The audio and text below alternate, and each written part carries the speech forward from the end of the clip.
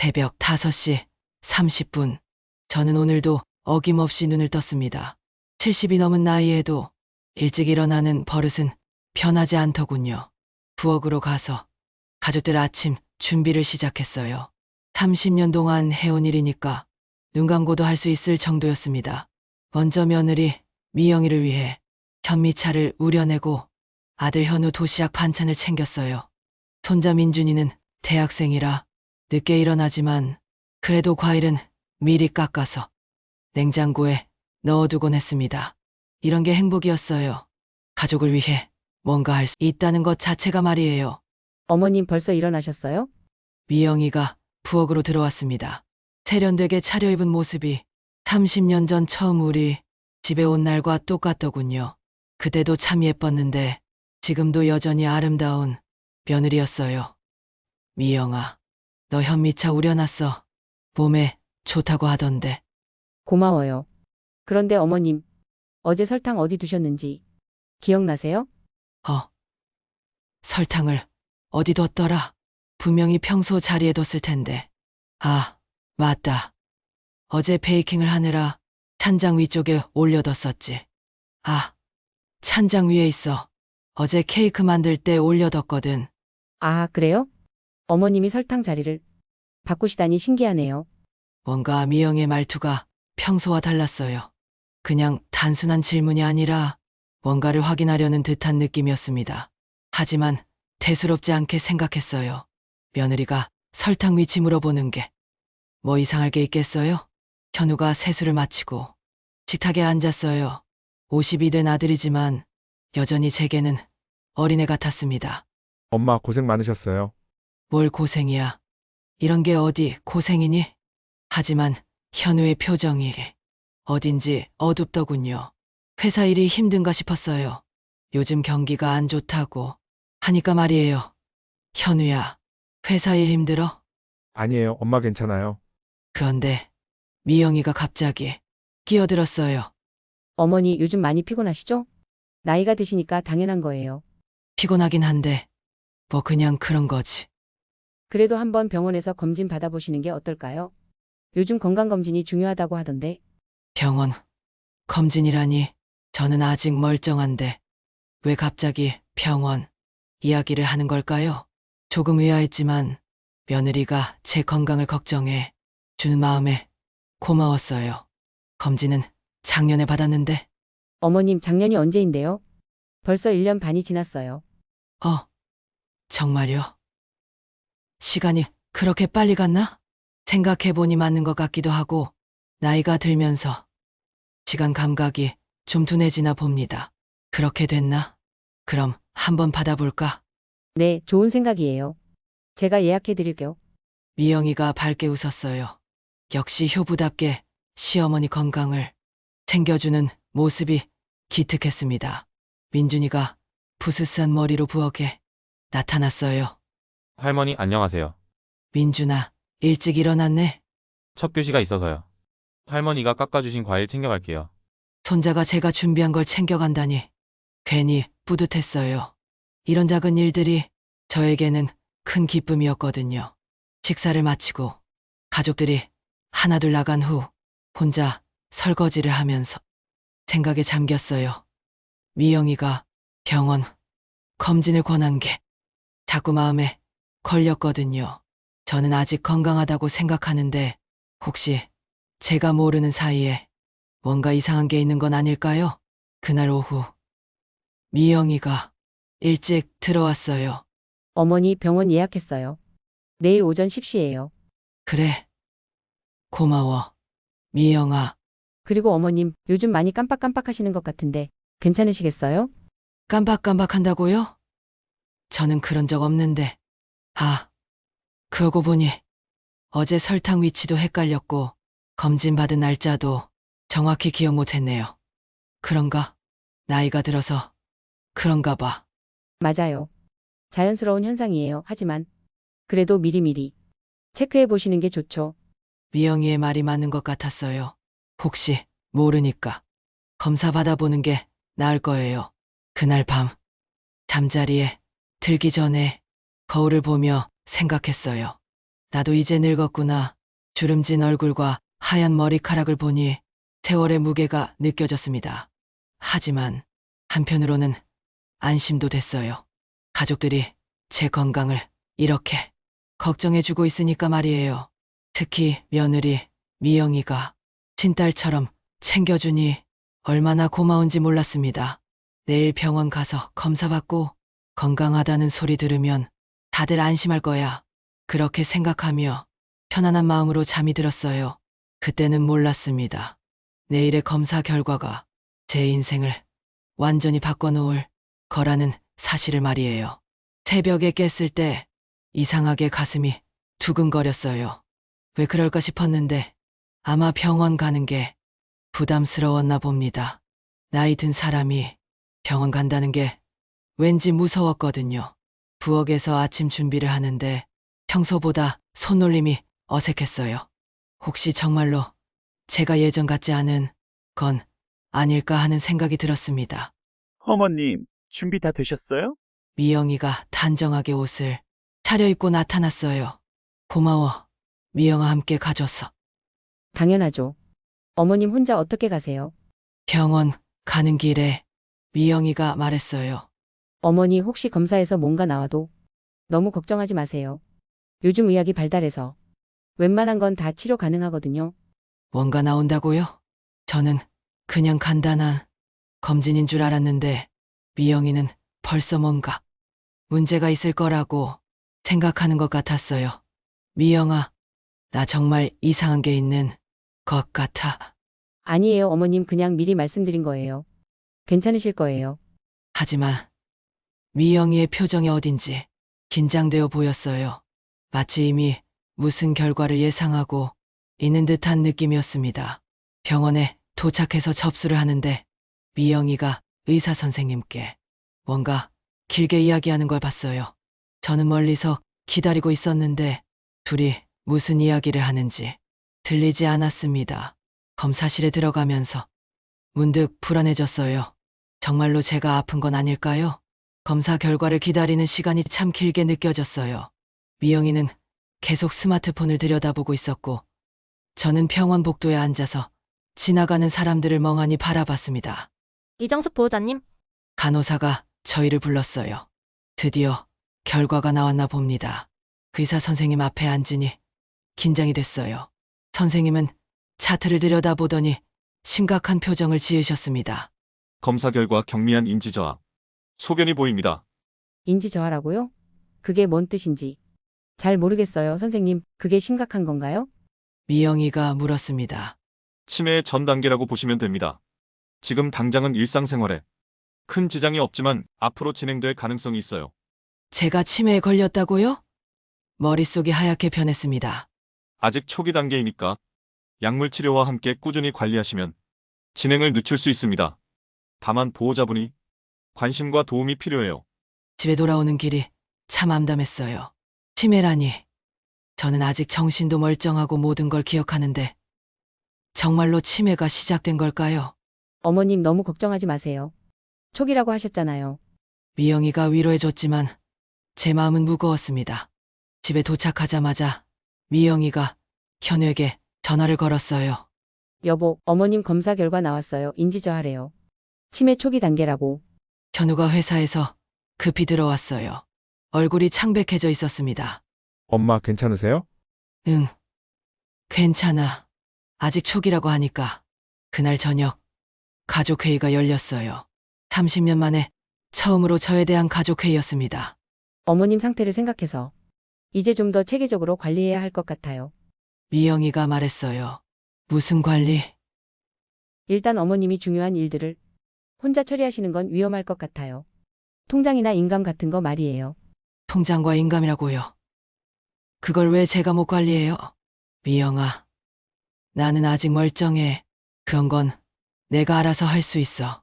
어머님 하지만 의사 선생님이 뭐라고 하셨어요? 앞으로 더 심해질 수도 있다고 하셨잖아요. 현우가 조심스럽게 끼어들었어요. 미영이 말이 맞는 것 같아요. 미리미리 준비해두는 게 나을 것 같은데. 제 아들까지 며느리 편에 서는 걸 보니 가슴이 답답했어요. 준비라니. 뭘 준비해? 어머님의 재산이나 중요한 서류들을 안전하게 관리하는 거죠. 미영이가 설명했어요. 그건 내가 관리하면 돼. 어머님, 만약에 치매가 진행되면 어떻게 하실 거예요? 그때 가서는 늦어요. 미영이의 목소리에 짜증이 섞여 있었어요. 평소에 다정한 며느리와는 완전히 다른 모습이었습니다. 아직 아무것도 확정된 게 아니잖아. 하지만 대비는 해야죠. 어머님을 위해서라도. 어머님을 위해서라고요? 정말로 저를 위해서 하는 일일까요? 며칠 후부터 분위기가 확연히 달라졌어요. 가족들이 저를 보는 시선이 예전 같지 않았습니다. 마치 언제 폭발할지 모르는 시한폭탄을 보듯이 조심스러워했어요. 어머니 오늘 약 드셨어요? 미영이가 하루에 몇 번씩 물어봤어요. 응, 먹었어. 정말요? 확실해요? 확실하냐고 묻다니 제가 거짓말이라도 하는 것처럼 의심하는 것 같았어요. 그리고 제가 뭔가 하려고 할 때마다 가족들이 막기 시작했어요. 가스레인지는 위험하니까. 제가 할게요. 어머님, 계단은 조심해서 다니세요. 어머님, 혼자 나가시면 안 돼요. 저를 마치 어린아이 취급하는 것 같았어요. 치매 초기라고 해서 갑자기 모든 걸 못하는 사람이 된 건 아닌데 말이에요. 가장 충격적이었던 건 며칠 후 미영이가 꺼낸 이야기였어요. 법정 후견인 제도라고 아세요? 그게 뭔데? 어머님 같은 상황에서 가족이 법적으로 어머님의 재산과 의료, 결정을 도와드리는 제도예요. 법적으로 제 재산을 관리한다고요? 그런 건 필요 없어. 나는 아직 멀쩡해. 어머님, 지금은 그러실지 몰라도 나중에는 어떻게 될지 모르잖아요. 미리 준비해 두시는 게. 나는 아직 죽지 않았어. 제가 화를 내자 미영이의 표정이 싸늘하게 변했어요. 왜 자꾸 그렇게 말씀하세요? 저희가 어머님을 위해서 하는 말인데. 날 위해서라고 내 재산을 뺏으려고 하는 거잖아. 그 순간 현우가 들어왔어요. 엄마, 왜 그러세요? 미영이가 잘못한 게 뭐가 있어요? 너까지 그러는 거야? 미영이가 엄마를 위해서 하는 말이에요. 왜 의심하세요? 제 아들이 저보다 며느리 편에 서는 걸 보니 정말 서러웠어요. 그날 밤 혼자 방에 누워서 눈물을 흘렸어요. 30년 동안 이 가족을 위해서 헌신했는데 이제 치매 초기라는 진단 하나로 저는 모든 권리를 잃어가고 있는 것 같았습니다. 정말로 제가 치매에 걸린 걸까요? 아니면 가족들이 과민 반응하는 걸까요? 혼란스러웠어요. 하지만 한 가지는 확실했어요. 이제 더 이상 당하고만 있지는 않겠다는 것. 그들이 저를 만만하게 본 건 큰 실수였어요. 예전 같은 평화로운 일상은 이제 끝났다는 것. 그리고 앞으로 더 힘든 일들이 기다리고 있을 거라는 불안한 예감이 들었습니다. 일주일이 지나자 상황은 더욱 악화되었어요. 미영이는 제가 모르는 사이에 이미 여러 가지를 준비하고 있었던 것 같았습니다. 어머니 오늘 변호사 선생님 만나러 가요. 변호사. 왜? 후견인 신청 관련해서 상담받아야 해요. 후견인 신청을 정말로 하겠다는 거였어요. 제가 그렇게 반대했는데도 말이에요. 나는 안 가. 어머니 가셔야 해요. 어머님을 위한 일이에요. 위한다고 하지 마. 내가 원하지도 않는 일을 왜 자꾸 강요해? 어머님이 지금 정상적인 판단을 하실 수 있는 상태라고 생각하세요? 미영이의 말에 가슴이 철렁 내려앉았어요. 정상적인 판단을 못 한다고요? 저를 완전히 무능력자 취급하는 거잖아요. 변호사 사무실에서 만난 변호사는 친절했지만 하는 말은 충격적이었어요. 후견인이 선정되면 피후견인의 재산 관리, 의료 결정, 거주지 결정 등을 후견인이 대신하게 됩니다. 거주지 결정까지요?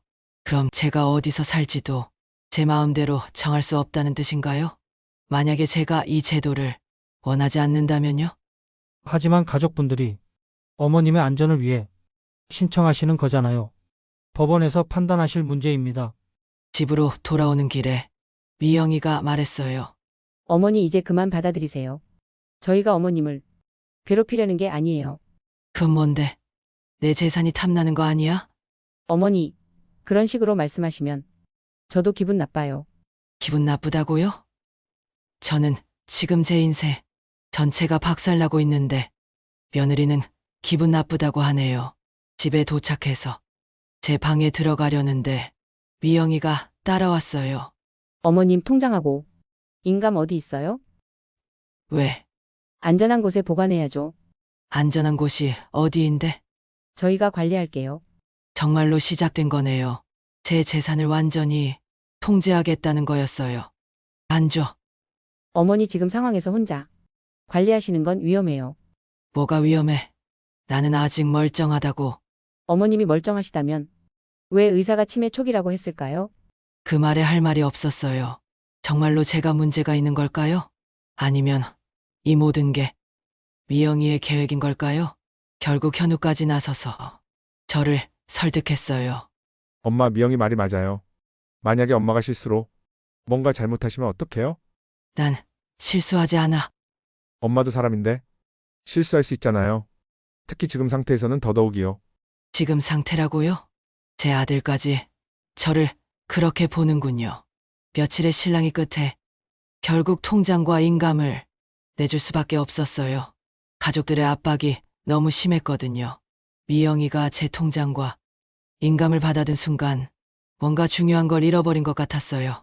단순히 물건을 잃어버린 게 아니라 제 정체성, 제 존재감을 잃어버린 것 같았습니다. 그날부터 저는 완전히 다른 사람이 된 것 같았어요. 제 집에서 살고 있는데도 마치 남의 집에 얹혀 사는 것 같은 기분이었습니다. 어머니 용돈 필요하시면 말씀하세요. 용돈이라고요? 제 돈인데 용돈이라고 하네요. 어머니 어디 나가실 때는 미리 말씀해 주세요. 나가는 것도 허락받아야 하나요? 어머니 이상한 전화 오면 받지 마세요. 이상한 전화는 또 뭔가요? 하루하루가 감옥 생활 같았어요. 아무것도 제 마음대로 할 수 없었습니다. 가장 속상했던 건 손자 민준이마저 저를 피하기 시작한 거예요. 민준아, 할머니랑 같이 산책할까? 아, 할머니 죄송해요. 과제가 있어서요. 그럼 내일은 내일도 바빠요. 평소라면 시간을 내서 할머니와 함께 해줬는데 이제는 아예 피하더라고요. 아마 부모들이 뭔가 말했나 봅니다. 어느 날 우연히 현우와 미영이가 나누는 대화를 들었어요. 치매가 진행되면 더 힘들어질 텐데 그렇게 되면 그때 또 생각해 봐야지. 요양원도 알아봐야 할까? 요양원이라고요?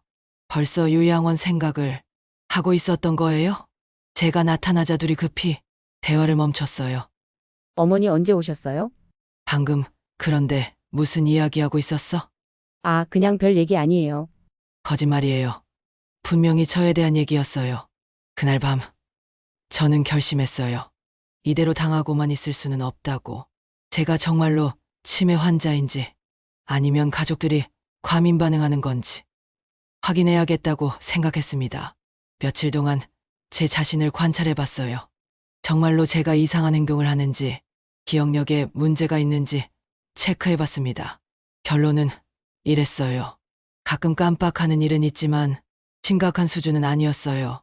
오히려 나이에 비해 정정한 편이라고 생각했습니다. 그럼 이 모든 게 미영이의 계획인 걸까요?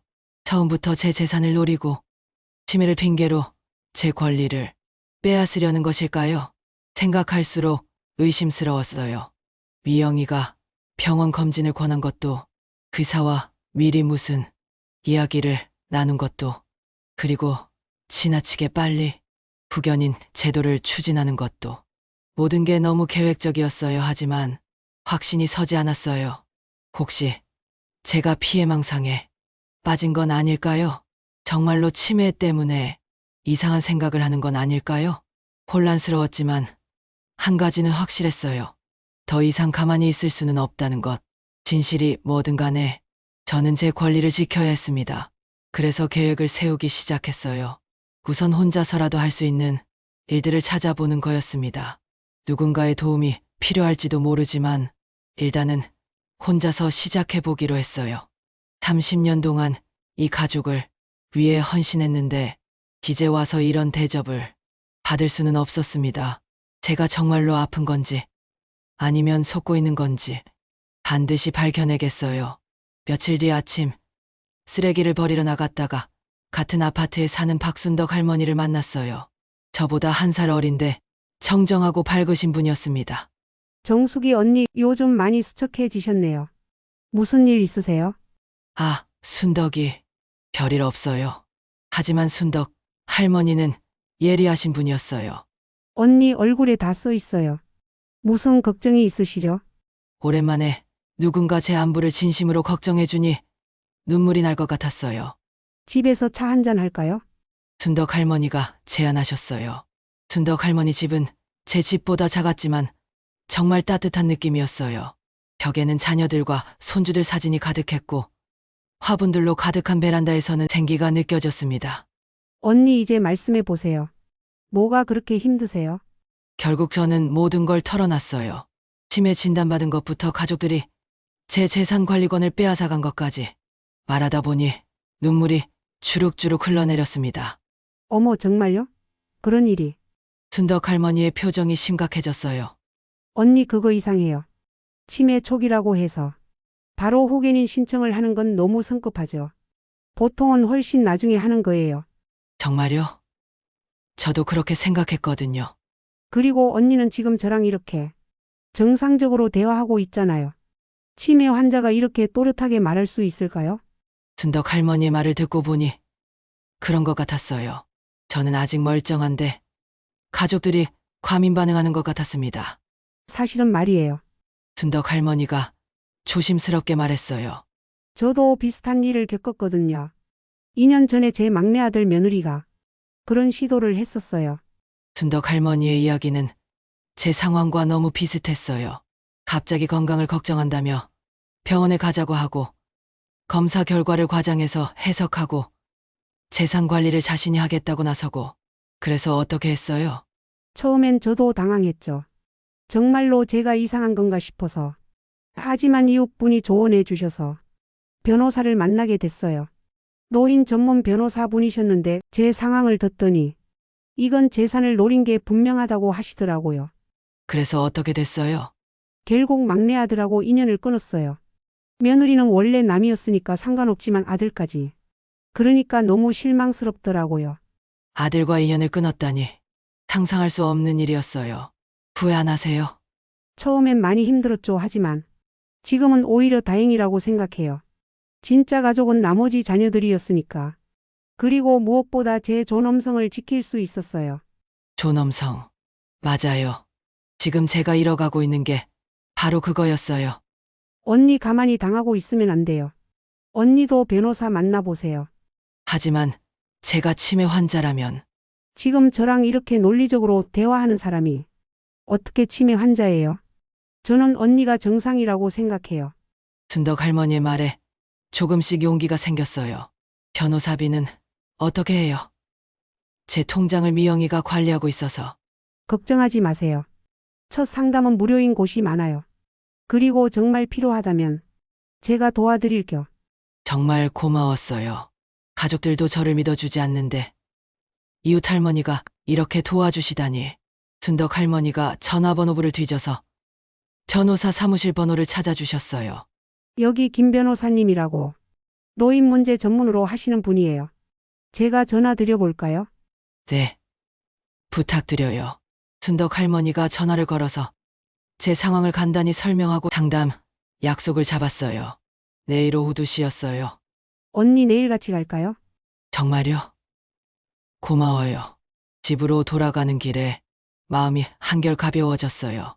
저를 믿어주고 도와주는 사람이 있다는 게 얼마나 큰 힘이 되는지 몰랐습니다.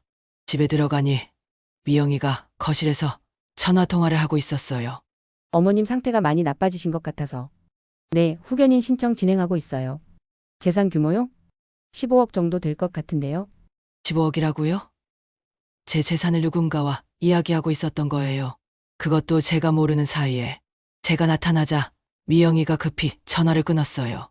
어머님 언제 오셨어요? 방금. 누구랑 전화했어? 아, 그냥 친구요. 또 거짓말이에요. 친구와 전화하면서 시어머니 재산 이야기를 할 리가 없잖아요. 미영아, 내 재산이 15억이라고 했지? 미영이의 표정이 굳어졌어요. 어머니 무슨 말씀이세요? 다 들었어. 누군가에게 내 재산 규모를 이야기하고 있었잖아. 어머니 오해세요. 그게 아니라 그건 뭔데? 보험 상담받고 있었어요. 어머님 의료보험 관련해서. 또 거짓말이에요. 의료보험 상담에 제 전체 재산 규모가 왜 필요한가요? 그날 밤 잠들기 전에 생각해 봤어요. 순덕 할머니 말이 맞는 것 같아요. 이 모든 게 제 재산을 노린 계획인 것 같습니다.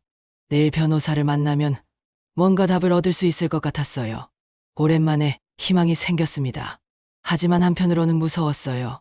정말로 제 가족이 저를 속이고 있는 거라면 그럼 저는 앞으로 어떻게 살아야 할까요?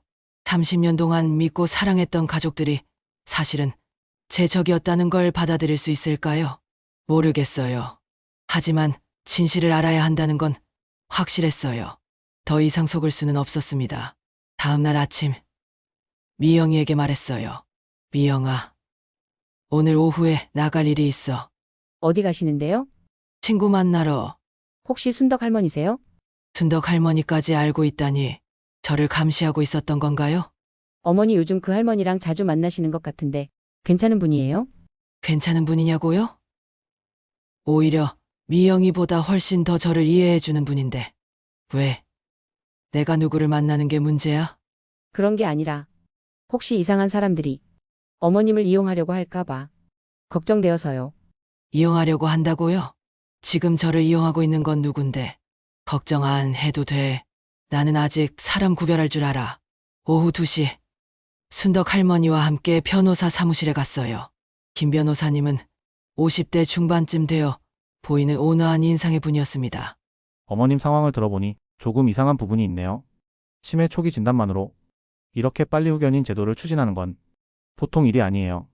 대부분은 증상이 상당히 진행된 후에 하거든요. 순덕 할머니 말이 맞았어요. 그리고 어머님께서 지금 저와 이렇게 명확하게 대화하시는 걸 보면 후견인이 필요한 상태로는 보이지 않습니다. 그럼 제가 정상이라는 뜻인가요?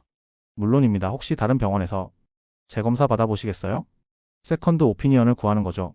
다른 병원에서 검사를 받는다고요? 그런 방법이 있었군요. 그런데 비용은 걱정 마세요. 건강보험 적용되니까 부담스럽지 않을 거예요. 변호사님이 신뢰할 만한 병원 한 곳을 추천해 주셨어요. 그리고 만약 정말로 가족들이 부당한 일을 하고 있다면 법적 대응도 가능하다고 하셨습니다. 어머님 힘내세요. 어머님의 권리를 지킬 방법은 충분히 있어요. 변호사 사무실을 나오는데 가슴이 두근거렸어요. 드디어 희망이 보이기 시작한 것 같았습니다. 언니 어떠세요? 기분이 좀 나아지셨죠? 응. 순덕아, 정말 고마워. 너 없었으면 어쩔 뻔했어. 모려 서로 도와야죠. 혼자서는 이길 수 없어요. 집에 돌아와서 조용히 계획을 세웠어요. 우선 다른 병원에서 재검사를 받고 결과에 따라 법적 대응을 준비하는 거였습니다. 그런데 집에 들어가니 현우가 일찍 와 있었어요. 엄마 어디 갔다 오세요? 친구 만나러. 순덕 할머니요? 응. 현우의 표정이 심각해졌어요. 엄마 그 할머니가 엄마한테 이상한 말 하지 않았어요? 이상한 말이라고요?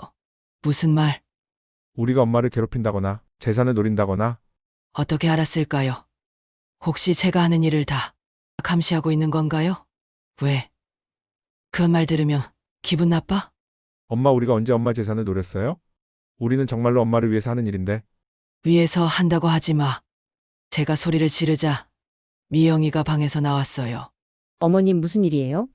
너희들 나를 감시하고 있는 거야? 감시요? 무슨 말씀이세요?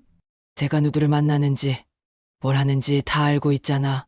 어머니 저희는 어머님이 걱정되어서 그러는 거예요. 혹시 누군가 어머님을 이용하려고 할까요 봐. 또 이용당한다는 이야기네요. 그 순덕 할머니가 좋은 사람인지 어떻게 알아요? 미영이가 계속 말했어요.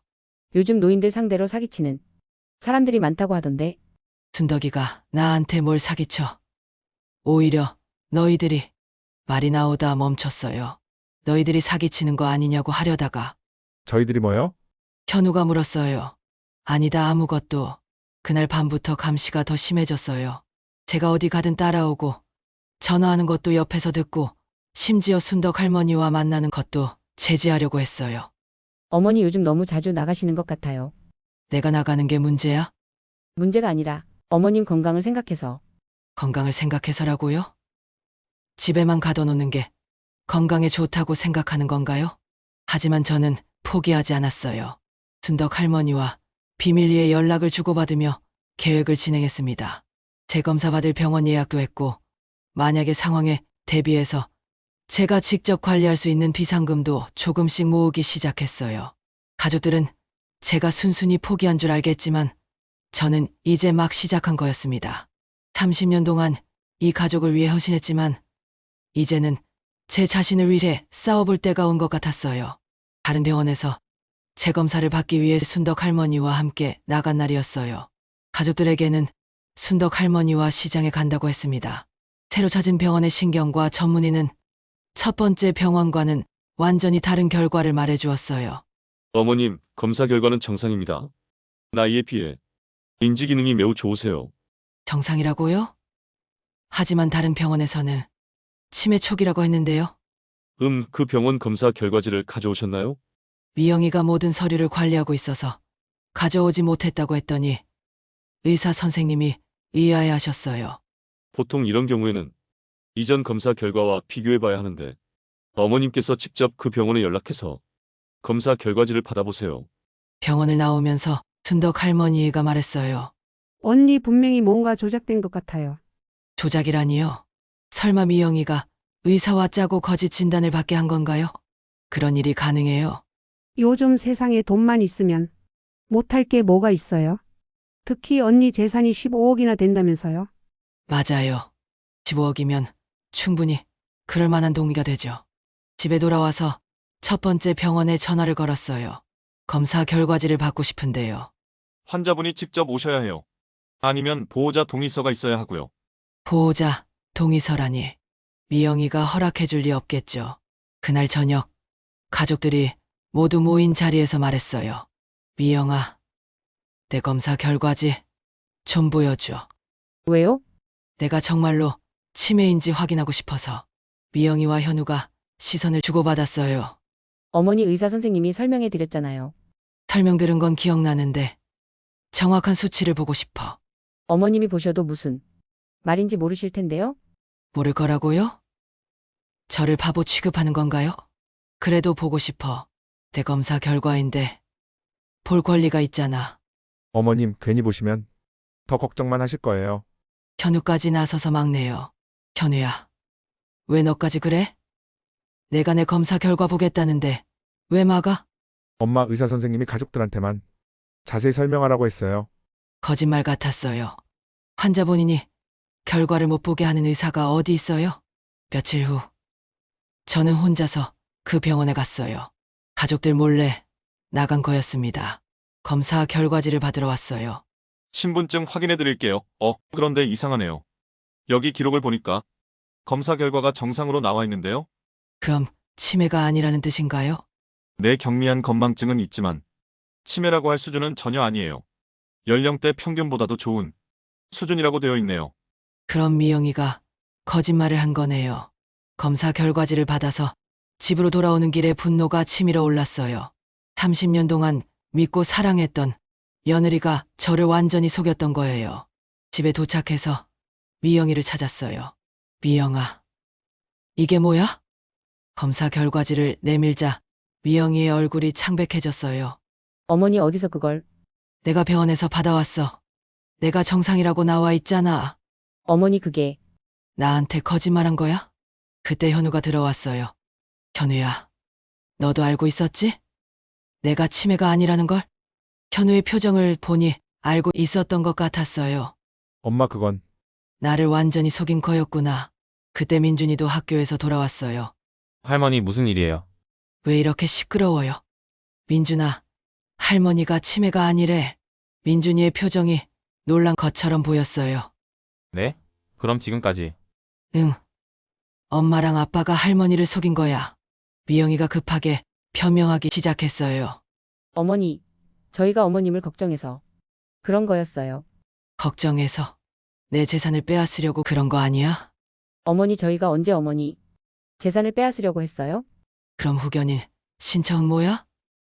내 통장과 인감을 빼앗은 건 뭐고? 말다툼이 격해지는 가운데 저는 결심했어요. 더 이상 이렇게 당할 수는 없다고.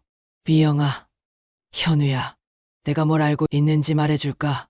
15억 재산 이야기 말이야. 두 사람의 얼굴이 더욱 굳어졌어요. 그리고 이 집과 재산이 원래 누구 거였는지도 알고 있어. 사실 저는 오래전부터 알고 있었던 비밀이 있었어요. 30년 전 남편이 사업에 실패했을 때 이 모든 재산의 기반이 된 돈이 어디서 왔는지 말이에요. 30년 전 너희 아버지가 사업 실패했을 때 기억나? 현우가 고개를 끄덕였어요. 그때 우리 집이 완전히 망했었지. 빚더미에 앉았었고. 네, 기억해요. 그런데 어떻게 다시 일어설 수 있었는지 아니? 현우와 미영이가 서로를 쳐다봤어요. 내 친정에서 받은 유산 때문이야. 할아버지가 돌아가시면서 남긴 10억. 10억이라는 말에 모두가 놀랐어요. 그 돈으로 아버지 빚을 갚고 이 집을 사고 현우 대학 등록금을 냈어. 그리고 지금까지 불어난 돈까지 합쳐서 15억이 된 거야.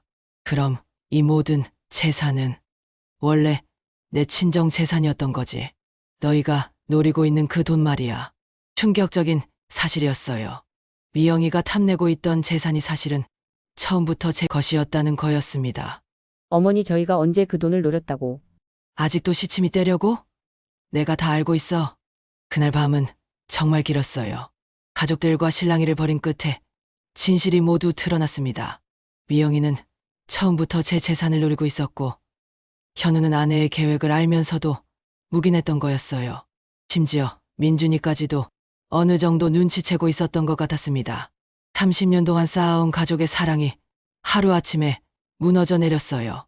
하지만 오히려 속 시원했습니다. 이제야 진실을 알게 됐으니까요. 진실이 드러난 다음 날부터 집안 분위기는 완전히 달라졌어요. 더 이상 가면을 쓸 필요가 없어진 미영이는 본색을 드러내기 시작했습니다. 어머니 어차피 다 들킨 거. 솔직하게 말씀드릴게요. 저희도 살아야 해요. 현우 씨 월급만으로는 민준이 대학 등록금도 부족하고 집도 더 큰 곳으로 이사가고 싶어요. 살아야 한다고요? 그럼 저는 죽어도 된다는 뜻인가요? 그러니까 어머님 재산이 필요한 거예요. 어차피 어머님 돌아가시면 다 저희 거 될 텐데 미리 정리하면 안 되나요? 정말 뻔뻔한 소리를 하네요. 미리 정리하자고. 그럼 나한테는 뭘 주겠다는 거야? 당연히 어머님 생활비는 저희가 책임질게요. 그리고 좋은 요양원에 모셔드릴 수도 있고요. 요양원. 결국 그게 목적이었군요. 현우도 아내 편에 섰어요. 엄마 미영이 말이 맞아요. 엄마 혼자 이 큰 재산을 관리하기 힘드실 거예요. 힘들다고 30년 동안 잘 관리해왔는데 하지만 이제 나이도 드셨고 실수할 수도 있잖아요. 또 나이 타령이네요. 저를 무능력자로 만들려는 거죠.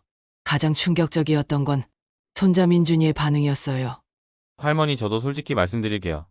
할머니가 돌아가시면 어차피 그 돈 다 저희 거잖아요. 그럼 미리 써도 되는 거 아니에요. 제가 살아있는데 벌써 죽은 것처럼 말하네요. 민준아, 할머니는 아직 살아있어. 저도 알아요 하지만 현실적으로 생각해보세요. 할머니는 이미 75세이시고 현실적이라고요? 손자가 할머니한테 현실적이라는 말을 하다니. 그리고 솔직히 할머니가 그 많은 돈을 혼자 쓰셔도 다 못 쓰실 거잖아요. 민준아, 할머니 화내지 마세요. 저는 그냥 사실을 말하는 거예요. 어차피 상속받을 거면 미리 받아서 제 대학원 학비나 집 전세, 자금으로 쓰는 게 낫지 않을까요? 이게 제가 30년 동안 사랑으로 키운 손자가 하는 말인가요? 너희들 다 미쳤구나. 어머님 미친 게 아니라 현실적으로 생각하는 거예요. 미영이가 말했어요. 어머님 돌아가시고 나서 상속세도 많이 나올 텐데 미리 정리하면 세금도 절약할 수 있어요. 세금 절약까지 생각하고 있었네요. 그리고 어머님 혼자 살기 힘드시잖아요? 요양원에 가시면 같은 또래분들과 함께 지내실 수 있고. 요양원에 가라고? 내가. 네, 요즘 요양원 시설이 정말 좋아졌어요. 어머님한테 맞는 좋은 곳을 찾아드릴게요. 싫어. 난 내 집에서 살 거야. 어머니 고집 부리지 마세요. 혼자 사시면 위험해요. 위험하다는 게 핑계인 걸 이제야 깨달았어요. 그날 밤 현우가 제 방으로 찾아왔어요. 엄마 우리가 나쁜 사람들 같이 보이시겠지만 정말로 엄마를 위해서 하는 일이에요. 위해서? 내 재산을 빼앗으려는 게 나를 위해서 하는 일이야? 엄마는 이미 충분히 사셨잖아요. 75년을 사셨으면 됐어요. 충분히 살았다고요? 제 아들이 저한테 이런 말을 하다니. 현우야, 내가 정말 내 아들이 맞아? 엄마 저도 가족이 있어요. 제 가족을 위해서 살아야 해요. 나는 가족이 아니라는 거야? 엄마는 이제 좀 쉬셔야 할 때예요. 쉬어야 할 때라고요? 결국 죽으라는 뜻이네요. 다음 날 미영이가 요양원 팸플릿을 가져왔어요. 어머니 여기 보세요. 시설도 좋고 프로그램도 다양해요. 안 가. 어머니 한 번만 구경이라도 가보세요. 구경도 안 가. 그럼 어떻게 하실 거예요? 계속 이렇게 버틸 거예요? 제 집에서 사는 게 버티는 거예요? 이게 내 집이야. 왜 내가 나가야 해? 어머님 집이긴 하지만 어머님이 돌아가시면 저희 집이 될 거잖아요? 정말 뻔뻔하네요. 그럼 내가 죽을 때까지는 내 집이겠네. 어머니 그렇게 말씀하시면 저희도 힘들어요. 힘들다고? 저는 지금 얼마나 힘든데. 그날 오후 민준이가 친구들과 통화하는 걸 우연히 들었어요. 응, 우리 할머니가 돈이 좀 있거든. 15억 정도? 근데 할머니가 너무 고집이 세서 안 주려고 해. 그래서 요양원 보내려고 하는데 말을 안 들어. 친구들한테까지 저를 나쁘게 말하고 있었네요. 할머니가 치매는 아니래. 그냥 나이가 들어서 고집이 센 거라고. 그래도 어쩌겠어? 빨리 정리해야지. 정리한다고요? 저를 물건 취급하는 거네요. 그날 밤 저는 완전히 혼자가 됐다는 걸 깨달았어요. 가족이라고 생각했던 사람들이 모두 제 적이 된 거였습니다. 30년 동안 이 사람들을 위해 살았는데 결국 이런 대접을 받게 되다니 정말 허탈했어요. 하지만 포기할 수는 없었어요.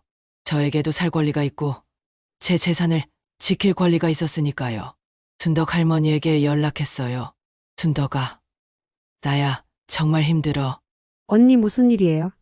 모든 상황을 설명했더니 순덕 할머니가 화를 내셨어요. 정말 나쁜 사람들이네요. 언니 가만히 있으면 안 돼요. 뭘 어떻게 해? 변호사 선생님께 다시 연락드려봐요. 이제는 법적 대응을 해야 할 때예요. 맞아요.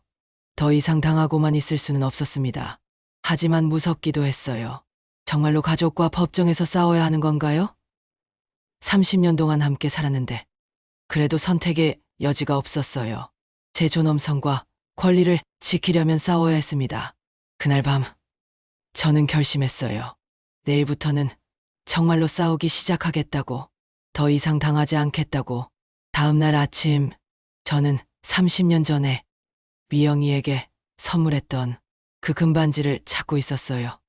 미영이가 며느리로 들어온 첫날 가족의 일원으로 받아들인다는 의미로 제가 친정어머니께 받았던 소중한 반지를 선물했던 거였거든요. 미영아, 내가 30년 전에 준 금반지 어디 있어? 반지요? 무슨 반지 말씀이세요? 30년 전에 내가 우리 집 며느리로 들어올 때 내가 준 금반지 말이야. 내 어머니가 주신 그 반지. 미영이의 표정이 잠시 당황스러워했어요. 아, 그 반지요? 오래전 일이라 잘 기억이 안 나는데요. 기억 안 난다고? 그렇게 중요한 반지를 기억 못해? 어머님 그런 게 지금 중요해요? 반지 하나 가지고. 그 반지가 얼마나 의미 있는 건지 모르는군요. 그 반지는 우리 집 며느리라는 증표야. 내가 널 진짜 가족으로 받아들인다는 뜻으로 준 거였어. 그래서요? 그래서 이제 돌려받을게. 미영이가 황당하다는 표정을 지었어요. 돌려받는다고요? 왜요? 넌 더 이상 우리 가족이 아니니까. 어머님 무슨 소리예요? 저는 현우 씨 부인이고 민준이 엄마예요. 그런 건 서류상의 문제고 진짜 가족은 마음으로 하는 거야. 넌 처음부터 내 재산만 노리고 있었잖아. 어머님 또 그런 말씀이세요? 그때 현우가 나타났어요. 엄마 무슨 일이에요? 현우야, 미영이한테 30년 전에 준 금반지 돌려받으려고 해. 반지를 왜 돌려받으려고 하세요? 미영이는 더 이상 우리 가족이 아니야. 가족도 아닌 사람이 그 반지를 끼고 있을 이유가 없잖아. 엄마 미영이가 언제 가족이 아니라고 했어요? 지금까지 한 행동 보면 알잖아. 처음부터 내 재산만 노리고 있었던 거 아니야? 미영이가 발끈했어요. 어머니, 저희가 언제 어머님 재산만 노렸어요? 30년 동안 효부로 살았는데 그런 말씀하시면 너무 서운해요. 효부라고요? 정말 뻔뻔하네요. 효부가 시어머니한테 거짓말해. 치매라고 속이고 재산 빼앗으려던 사람이 효부야? 그건 어머님을 위해서. 위에서 한다고 하지 마. 제가 소리를 지르자 민준이도 방에서 나왔어요. 할머니 왜 이렇게 시끄러워요? 민준아, 할머니가 엄마한테 반지 돌려달라고 하시네. 민준이가 어이없다는 표정을 지었어요. 할머니 그 반지가 그렇게 중요해요? 응. 중요해. 그 반지는 진짜 가족한테만 주는 거야. 그럼 엄마는 가족이 아니라는 거예요? 민준아, 너는 내 손자니까 당연히 가족이지 하지만 내 엄마는 할머니 엄마가 가족이 아니면 저도 가족이 아니에요. 저는 엄마 편이에요. 손자마저 완전히 등을 돌렸네요. 민준아, 할머니가 30년 동안 너희들을 위해서 얼마나 희생했는지 아니? 할머니도 가족이니까 당연히 그런 거 아니에요.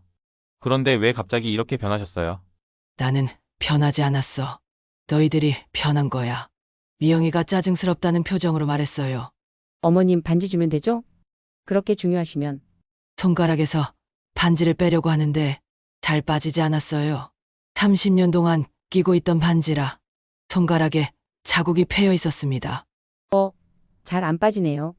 억지로 빼려고 하자 손가락이 부었어요. 병원에 가서 빼는 수밖에 없을 것 같은데요.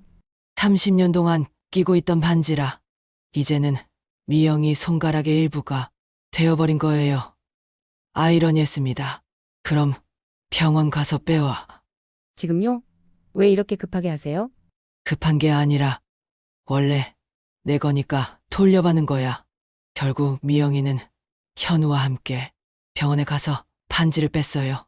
2시간 후 돌아온 미영이의 손가락은 붓고 상처가 나 있었습니다. 어머니 반지 여기 있어요. 뭔가 마음이 복잡했어요. 30년 전에 이 반지를 미영이에게 줄 때는 정말 기뻤었거든요. 이제야 진짜 가족이 생겼다는 생각에 어머니 이제 만족하세요? 전혀 만족스럽지 않았어요.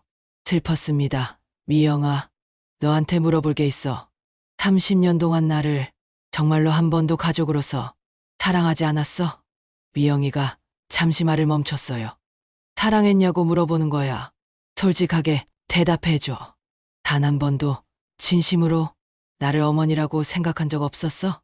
미영이의 눈을 보고 있으니 답을 알 것 같았어요. 있었죠. 처음에 결혼 초기에는 정말로 어머님을 좋아했어요. 그럼 언제부터 변한 거야? 어머님이 너무 간섭이 심했어요. 뭘 하든 이래라 저래라 하시고, 간섭이라고요? 저는 도와주려고 했던 건데, 그리고 현우 씨도 어머니 말만 듣고 저는 무시했어요. 그래서 내 재산을 노린 거야? 아니에요. 처음에는 그런 생각 없었어요.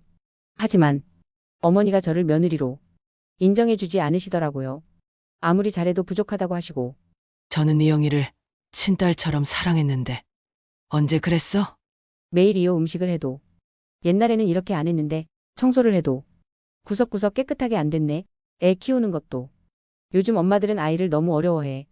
정말 그랬나요? 도와주려고 한 말들이었는데, 미영이에게는 간섭으로 들렸던 거군요.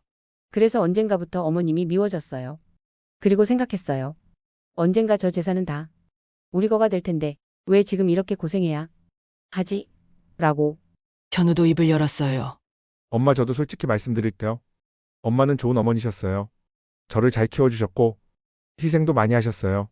하지만 너무 간섭이 심했어요. 제가 50이 된 지금도 저를 취급하시고 미영이한테도 너무 많은 걸 요구하셨어요. 제가 간섭을 많이 했나요? 사랑해서 그런 거였는데, 그리고 솔직히 엄마 재산이 부담스러웠어요.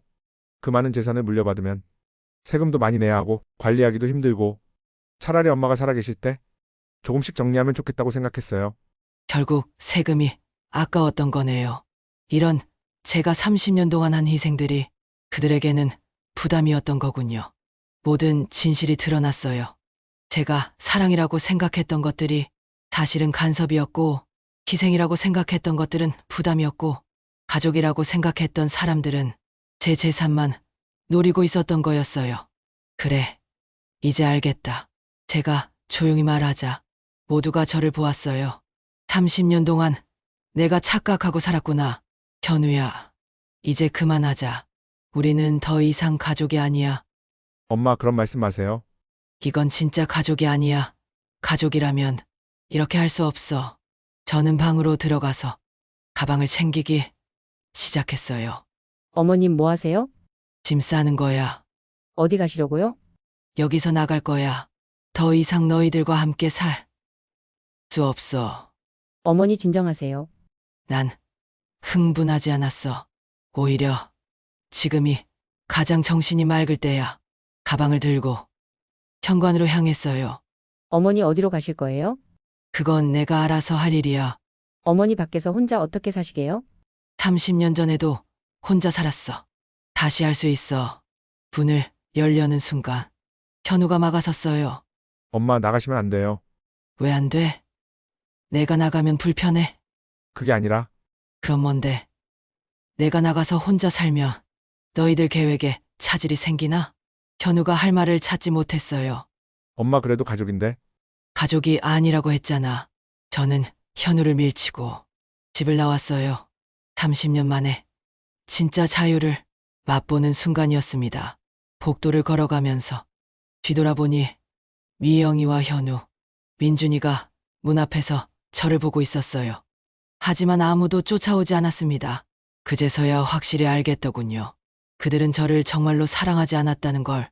둔덕 할머니, 집 초인종을 눌렀을 때 가방을 든 채로 서 있는 제 모습이 얼마나 초라해 보였을지 모르겠어요. 언니, 어떻게 된 거예요? 둔덕아, 집을 나왔어. 둔덕 할머니가 저를 집 안으로 모시고 들어가서 차를 끓여주셨어요. 언니 무슨 일이 있었어요? 모든 상황을 설명했더니 둔덕 할머니가 제 손을 꼭 잡아주셨어요. 언니 잘하셨어요. 그런 사람들과 함께 살 필요 없어요. 하지만 30년 동안 함께 산 가족인데 언니 가족은 혈연으로만 되는 게 아니에요. 마음으로 하는 거예요. 언니를 진짜 가족처럼 생각하지 않는 사람들과 함께 있어서 뭐 해요? 둔덕 할머니 말이 맞았어요. 그런데 앞으로 어떻게 살지? 걱정하지 마세요. 언니는 아직 건강하시고 무엇보다 재산도 있으시잖아요. 맞아요. 제가 바보는 아니었어요. 통장과 인감은 빼앗겼지만 법적으로는 여전히 제 재산이었으니까요. 다음 날 순덕 할머니와 함께 변호사를 만났어요. 어머님 가족과 완전히 결별하시겠다는 거죠? 네, 더 이상 함께 살 수 없어요. 그럼 재산 문제부터 정리해야겠네요. 통장과 인감을 불법적으로 가져간 것부터 처리하겠습니다. 며칠 후 법적 절차를 통해 제 재산에 대한 모든 권리를 회복했어요. 미영이와 현우가 반발했지만 법은 제 편이었습니다. 그리고 저는 새로운 곳에서 새로운 시작을 하기로 결심했어요. 서울을 떠나 경기도의 작은 도시로 이주했어요. 아파트는 팔고 거기서 나온 돈으로 조용한 주택가에 작은 집을 샀습니다. 새로운 동네, 새로운 이웃들과의 만남이었어요. 안녕하세요. 새로 이사 온 이정숙이라고 합니다. 옆집 할머니인 김영자. 할머니가 반갑게 맞아주셨어요. 어머 반가워요. 저는 김영자예요. 혼자 사세요. 네. 혼자 살아요. 그럼 우리랑 비슷하네요. 저도 혼자 살거든요. 김영자 할머니의 소개로 동네 할머니들을 알게 되었어요. 박미라 할머니, 최순애 할머니, 이들은 모두 저처럼 홀로 사는 분들이었습니다. 우리 매주 화요일에 같이 등산 가는데 정수기도 같이 할래? 등산이요? 네, 뒷산 가벼운 산책로가 있어요. 거기서 운동도 하고 수다도 떨고. 정말 오랜만에 들어보는 제안이었어요. 30년 동안 가족들 눈치만 보며 살았는데 이제는 제가 하고 싶은 일을 할 수 있게 된 거예요. 첫 등산날 할머니들과 함께 산을 오르면서 이런 기분이 얼마나 오랜만인지 깨달았어요. 정수가 전에 어디 살았어? 서울에서 살았어요. 가족들은? 아들, 며느리, 손자가 있긴 한데 이제 연락 안 해요. 왜? 무슨 일 있었어? 처음엔 말하기 어려웠는데 시간이 지나면서 조금씩 제 이야기를 털어놨어요. 어머 그런 일이. 정말 나쁜 사람들이네요. 정수기가 잘한 것 같아. 그런 사람들과 함께 있어서 뭐해? 맞아, 가족이라고 해서 다 좋은 건 아니야. 할머니들이 모두 제 편이 되어주었어요. 박미라 할머니도 비슷한 경험이 있으셨대요. 나도 딸하고 사이가 안 좋아. 사위가 내 집을 팔아서 자기 사업 자금으로 쓰자고 하더라고. 그래서 딸하고 절연했지. 지금 5년째 연락 안 해. 후회 안 하세요? 전혀 오히려 속 시원해. 이제 눈치 안 보고 살잖아. 최순희 할머니는 아예 처음부터 혼자 사셨대요. 나는 결혼도 안 했어. 평생 혼자 살았지. 그런데 전혀 외롭지 않아. 좋은 이웃들이 있으면 그게 바로 가족이야. 정말 그런 것 같았어요. 혈연 관계는 아니지만 이 할머니들이 진짜 가족처럼 느껴졌습니다. 몇 달 후, 저는 동네 복지관에서 자원봉사를 시작했어요. 저보다 더 어려운 할머니, 할아버지들을 도와드리는 일이었어요. 정숙 씨, 정말 감사해요. 혼자 사시는 85세 할아버지께서 제가 해드린 반찬을 드시면서 고맙다고 하실 때 정말 뿌듯했어요. 30년 동안 가족을 위해 희생했을 때는 당연하다는 듯 받아들이던 사람들과는 달리 이분들은 작은 도움에도 진심으로 고마워해 주셨어요. 정숙 씨 덕분에 우리가 얼마나 도움받고 있는지 몰라요. 복지관 사회복지사님도 제 활동을 인정해 주셨어요. 정숙 씨, 올해의 우수 자원봉사자로 추천하려고 해요. 정말 오랜만에 인정받는 기분이었어요. 1년 후, 저는 완전히 새로운 사람이 되어 있었어요. 매주 화요일 등산, 목요일 복지관 자원봉사, 주말에는 할머니들과 함께 영화 보기나 문화센터 프로그램 참여. 이렇게 바쁘고 즐거운 생활이 가능한 줄 몰랐어요. 어느 날, 현우에게서 전화가 왔어요. 엄마 저예요. 1년 만에 듣는 아들 목소리였어요. 무슨 일이야? 엄마 미안해요. 저희가 잘못했어요. 지금 와서 그런 소리에서 뭐 하러 해? 엄마 다시 함께 살아요. 현우야, 나는 지금 행복해. 굳이 불행해질 이유가 없어. 엄마는 혼자시잖아요. 혼자가 아니야. 나한테는 진짜 가족 같은 이웃들이 있어. 전화를 끊고 나서 생각해봤어요. 1년 전에 저라면 아들의 사과에 금방 넘어갔을 텐데 지금은 달랐어요. 진짜 가족이 뭔지 알게 됐거든요. 김영자 할머니가 아파서 병원에 입원했을 때 저희 할머니들이 모두 번갈아가며 간병을 도왔어요. 언니들 덕분에 살았어. 정말 고마워. 뭘 당연한 거지. 우리가 가족이잖아. 박미라 할머니가 외로워할 때는 모두 함께 모여서 이야기를 들어주고 위로해줬고요. 최순희 할머니가 생일을 맞았을 때는 다 함께 케이크를 준비해서 축하해드렸어요. 나 태어나서 이런 생일 파티는 처음이야. 정말 행복해. 이런 게 진짜 가족이구나 싶었어요. 어느 날 순덕 할머니가 저를 찾아왔어요. 언니 어떻게 지내요? 정말 좋아. 이렇게 행복할 줄 몰랐어. 다행이에요. 언니 얼굴이 완전히 달라졌어요. 훨씬 밝아지고 편안해 보여요. 정말 그런 것 같았어요. 거울을 보며 예전보다 표정이 훨씬 평화로워 보였어요. 순덕아, 고마워. 내가 아니었으면 나는 아직도 그 집에서 고생하고 있었을 거야. 언니가 용기를 낸 거예요. 저는 그냥 조금 도와드린 것뿐이에요. 그날 밤 침대에 누워서 생각해봤어요. 75년을 살면서 정말로 행복했던 적이 언제였을까? 어린 시절을, 결혼했을 때, 아들을 낳았을 때 모두 행복한 순간들이었지만 지금처럼 완전히 자유롭고 평화로운 적은 없었던 것 같아요. 30년 동안 가족을 위해 희생하면서 제 자신을 잃어버렸었는데 이제야 진짜 나를 찾게 된 것 같았습니다. 창밖을 보니 별이 유난히 밝게 빛나고 있었어요. 여보, 나 이제 정말 행복해. 걱정하지 마. 하늘에 계신 남편에게 인사를 드렸어요.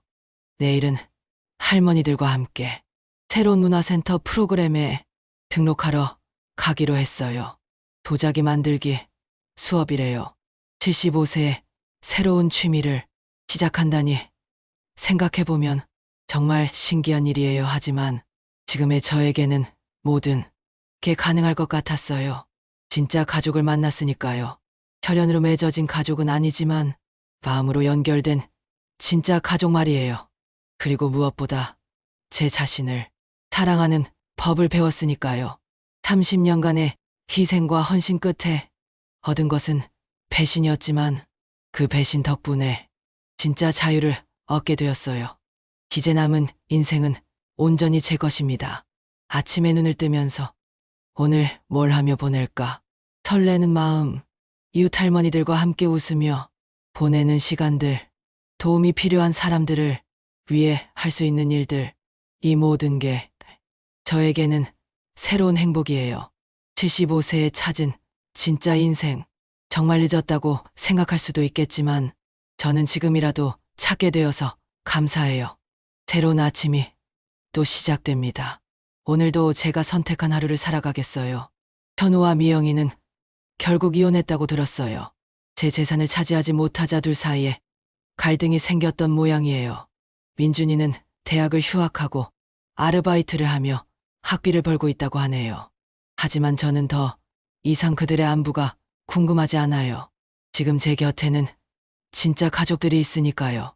오늘도 김영자, 박미라, 최순희 할머니와 함께 새로운 하루를 시작합니다. 정수가 오늘 도자기 수업 가는 거 맞지? 응. 영자야, 나 정말 기대돼. 나도.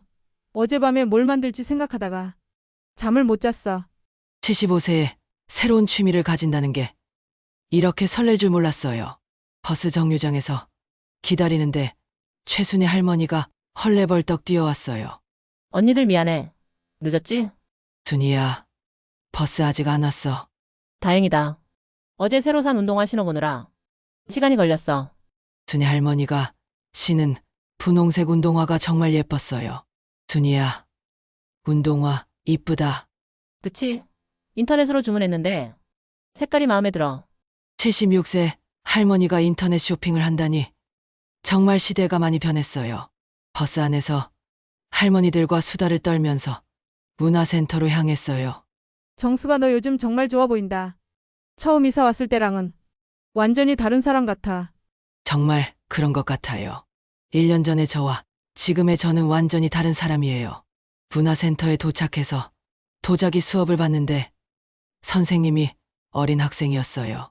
대학생 정도로 보이는 20대 초반 여성이었습니다. 안녕하세요, 할머님들. 저는 도자기 강사 김미소라고 해요. 안녕하세요. 할머니들이 모두 밝게 인사했어요. 오늘은 첫 시간이니까 간단한 컵을 만들어 볼게요. 손으로 흙을 만지는 느낌이 정말 새로웠어요. 언제 마지막으로 이렇게 새로운 걸 해봤을까요? 할머님 천재세요. 정말 잘하시네요. 선생님이 제가 만든 컵을 보고 칭찬해 주었어요. 정말로요? 네, 처음 하시는 분치고는 정말 솜씨가 좋으세요. 오랜만에 듣는 칭찬이었어요. 30년 동안 가족들에게는 한 번도 들어보지 못했던 말이었어요. 수업이 끝나고 할머니들과 함께 카페에 갔어요. 정수가 너 정말 재주가 있는 것 같아. 맞아, 선생님이 그렇게 칭찬하는 거 처음 봤어. 나도 처음이야. 이런 칭찬. 그럼 다음 주도 같이 가자. 당연히 가야지. 집으로 돌아오는 길에 마트에 들러 저녁장을 봤어요. 예전에는 가족들 좋아하는 것만 골라서 샀는데 이제는 제가 먹고 싶은 것을 고를 수 있어요.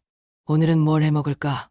혼자 중얼거리면서 이것저것 담다 보니 카트가 가득 찼어요. 집에 도착해서 현관 앞에 서는데 누군가 초인종을 누르는 소리가 들렸어요.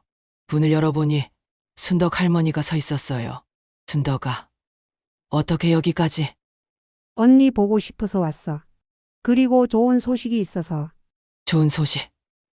순덕 할머니를 집 안으로 모시고 차를 끓여 드렸어요. 언니, 우리 동네에 새로운 복지관이 생겼는데 거기서 시니어 카페를 운영할 자원봉사자를 찾고 있어. 시니어 카페. 응, 어르신들이 와서 차도 마시고 담소도 나누고 할 수 있는 공간이야. 언니 같이 경험 많은 분이 계시면 정말 좋을 것 같다고 하더라. 새로운 일이라니. 설레었어요. 내가 할 수 있을까? 당연하지, 언니가 못할 게 뭐가 있어? 순덕 할머니의 격려에 용기가 났어요. 그럼 한번 해볼까? 그래, 해봐. 내일 담당자한테 연락해 볼게. 그날 밤 잠자리에 들기 전에 하루를 되돌아봤어요. 도자기 수업에서 받은 칭찬, 할머니들과 함께한 즐거운 시간, 순덕 할머니가 가져온 새로운 기회, 모든 게 감사했어요. 75세에 이런 새로운 경험들을 할 수 있다니 정말 행복했습니다. 창밖을 보니 달이 유난히 밝았어요. 정말 고마워요. 이런 기회를 주셔서 누구에게 하는 말인지는 몰라도 그냥 고마웠어요. 30년 동안 가족을 위해 희생했던 시간들이 아깝지 않아요. 그 시간들이 있었기에 지금의 자유가 더 소중하게 느껴지거든요. 그리고 무엇보다 진짜 가족이 뭔지 알게 해준 경험이었어요. 혈연으로 맺어진 관계가 전부가 아니라는 걸, 마음으로 연결된 관계가 더 소중할 수 있다는 걸 배웠어요. 내일은 시니어 카페 자원봉사 상담을 받으러 가기로 했어요. 또 다른 새로운 시작이 기다리고 있어요. 75세의 새로운 인생. 아직도 할 일이 너무 많아서 바쁩니다. 하지만 이런 바쁨은 행복한 바쁨이에요. 제가 선택한 바쁨이니까요. 여러분, 오늘 사연처럼 살아가면서 아무리 힘든 일이 닥치더라도 희망을 잃지 마세요. 작은 용기와 끈기만으로도 인생은 다시 웃음을 찾아올 수 있습니다. 오늘 이야기에서처럼 자신을 믿고 한 걸음씩 나아간다면 새로운 시작과 진정한 행복을 발견할 수 있습니다. 재미있게 이야기를 들어주셨다면 구독과 알림 설정도 꼭 눌러주세요. 앞으로도 흥미롭고 감동적인 이야기들로 찾아뵙겠습니다. 감사합니다.